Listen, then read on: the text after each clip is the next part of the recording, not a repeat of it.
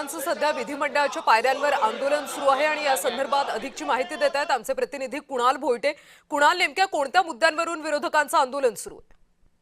कल्याणी, एकंदरीत पाहायचं झालं तर मागील अनेक दिवसांपासून गॅसचा तुटवडा जो आहे, म्हणजे गॅस सिलेंडरचा जो तुटवडा आहे तो भासताना पाहायला मिळतो आणि गॅसचे दर देखील वाढलेले आहेत। त्यामुळे व्यावसायिक गॅस सिलेंडर असेल किंवा घरगुती गॅस सिलेंडर असेल, यासाठी ओढाताण जी आहे ती गृहिणींसोबतच व्यावसायिकांना देखील करावी लागते आणि याच विरोधात विधिमंडळाच्या पायऱ्यांवरती विरोधक आंदोलन करताना पाहायला मिळत आहेत। सरकार विरोधात घोषणा ज्या आहेत त्या देताना पाहायला मिळत आहेत। फसले परराष्ट्र धोरण, लाकूड फाटा आणि सरण अशा प्रकारच्या घोषणा ज्या आहेत त्या विरोधी आमदारांकडनं देताना पाहायला मिळत आहेत। विविध आमदारांच्या हातामध्ये अनेक फलक देखील असलेले पाहायला मिळत आहेत। निमित्त गॅस सिलेंडरचं नेमकं कशासाठी सरेंडर केलं अशा प्रकारचे देखील जे फलक आहेत त्या आमदारांच्या हातामध्ये असलेले पाहायला मिळत आहेत। विरोधी पक्षातले सर्वच आमदार म्हणजे काँग्रेस, शिवसेना, उद्धव बाळासाहेब ठाकरे पक्ष असेल आणि राष्ट्रवादी शरदचंद्र पवार पक्ष असेल, या पक्षातले आमदार जे आहेत ते विधिमंडळाच्या पायऱ्यांवर